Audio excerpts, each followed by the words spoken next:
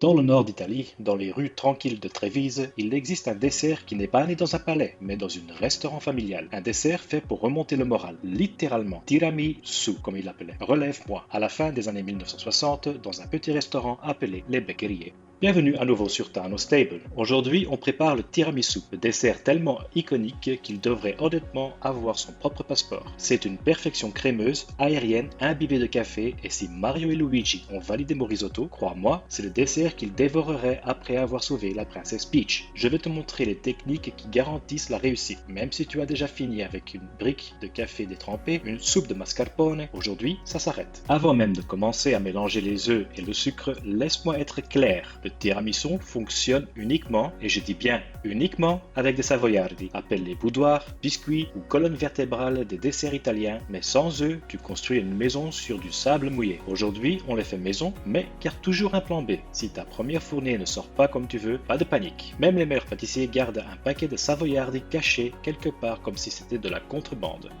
Très bien, commençons les savoiardi, la base de tout vrai tiramisu. Avant même de penser à mélanger les ingrédients secs et humides, prépare tout, portionne, mesure, organise. Les savoiardi n'attendent pour personne. Pour leur robage, cette finition blanche caractéristique mélange de la fécule de maïs avec du sucre en poudre. Pour la farine, il n'y a qu'une seule solution, farina doppio zero. Les savoiardi ne sont pas n'importe quel biscuit, ils sont conçus comme la Formule 1 des biscuits. Et la farine doppio zero est leur secret. Elle est extrêmement fine, pauvre en protéines, faible en gluten, ce qui permet à la pâte de piéger des minuscules bulles d'air lorsqu'on fouette les œufs. Ces bulles cuisent en donnant la structure classique des savoiardi, croustillant dehors, aérien dedans, plein de micro-poches qui absorbent l'espresso comme un rêve. Ensuite, il faut séparer les œufs soigneusement. Utilise ma technique, laisse les blancs glisser entre tes doigts, c'est presque thérapeutique et quasi inratable. Mais attention, pas une seule goutte de jaune dans les blancs, sinon ta meringue s'enfondra plus vite qu'une tour de Jenga en plein tremblement de terre. Une fois prêt, ton plan de travail devrait ressembler à celui que Mr. White et Jesse Pinkman approuveraient, sans les substances douteuses évidemment.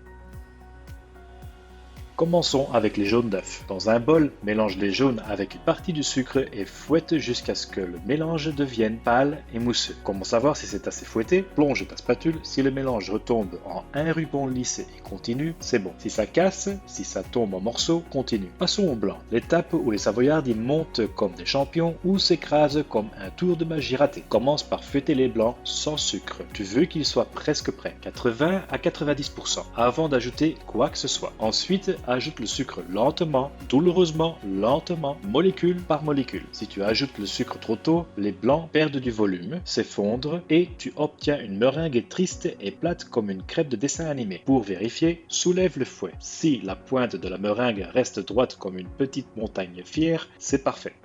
Mets de côté et nettoie ton plan de travail. Oui, ça change vraiment tout. Un plan propre est égal à un esprit propre est égal moins d'erreurs. Ensuite, tamise la fécule de pommes de terre et la farine doppio zero. Je tamise 2 fois, pas pour faire le chef, mais pour garantir une texture légère et aérée. Maintenant, la partie où j'aimerais avoir 4 bras. Mais si tu es seul, pas de souci, ça marche aussi, il faut juste être organisé. On va combiner jaune, blanc et ingrédients secs en 3 phases. Ajoute un tiers des blancs au jaune et incorpore délicatement. Avant que ce soit totalement mélangé, ajoute un tiers des ingrédients secs. Répète jusqu'à tout incorporer. Tu dois obtenir une pâte lisse, aérienne, qui colle à ta spatule comme si elle avait le vertige. Transfère dans une poche à douille, forme les biscuits, saupoudre du mélange sucre plus fécule, enfourne à 230 degrés pendant 9 minutes et surveille comme un faucon. N'ouvre surtout pas le four. Les savoiardi passent de parfait à brûler plus vite que tu ne peux dire mamma mia. Et rappelle-toi le plan B? Ouais, j'aurais dû mieux apprendre à connaître ce four avant de faire la pâtisserie. Ils sont bons, mais pas au niveau que je le voulais. Merci donc aux savoiardi de contrebande pour le sauvetage. Parlons café, le sang vital du tiramisu. Les Italiens n'utilisent pas une Bialetti parce que c'est mignon ou nostalgique, ils l'utilisent parce qu'elle produit exactement le café dont le tiramisu a besoin. Tiramisu demande un café intense, aromatique, concentré, celui qui te dit buongiorno même s'il est 23h. Une machine à filtre, c'est trop léger, trop aqueux, trop fade.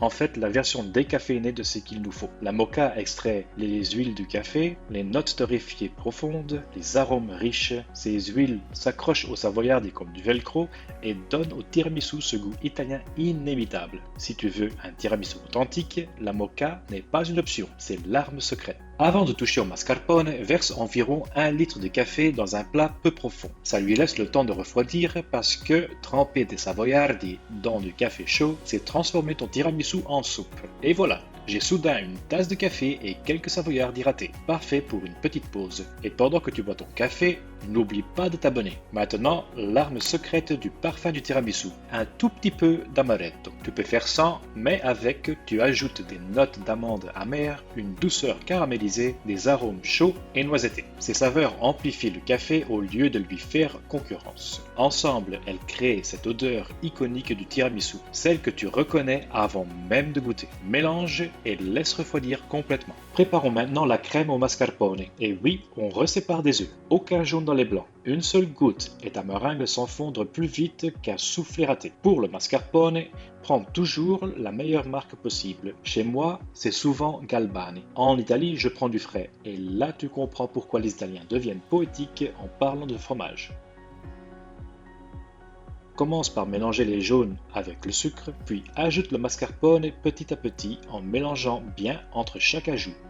Mets de côté et passe au blanc. Ajoute le sucre directement et fouette jusqu'à obtenir une texture douce, brillante, homogène, un coussin de meringue. Incorpore ensuite les blancs au mélange de mascarpone en plusieurs fois, délicatement, du bas vers le haut. Pense nuage, pas béton. Tu dois obtenir une crème dense, luxueuse dans laquelle ta spatule tient debout toute seule. C'est enfin le moment d'assembler ce chef-d'œuvre. Prends ton plat et commence par une fine couche de mascarpone au fond, la fondation de la maison. Ensuite, les savoyardi, mais d'abord, leur spa, un plongeon rapide dans le café amaretto refroidi. Ils doivent être bien imbibés, mais pas dégoulinants, sinon ton tiramisu devient une soupe. Dispose-les, recouvre d'une fine couche de mascarpone, puis une deuxième couche de savoyardi, puis une couche généreuse de mascarpone, celle qui fait fermer les yeux au premier coup de cuillère. Saupoudre de cacao comme de la neige fraîche sur les Dolomites. Laisse reposer quelques heures au frigo, c'est là que la magie opère.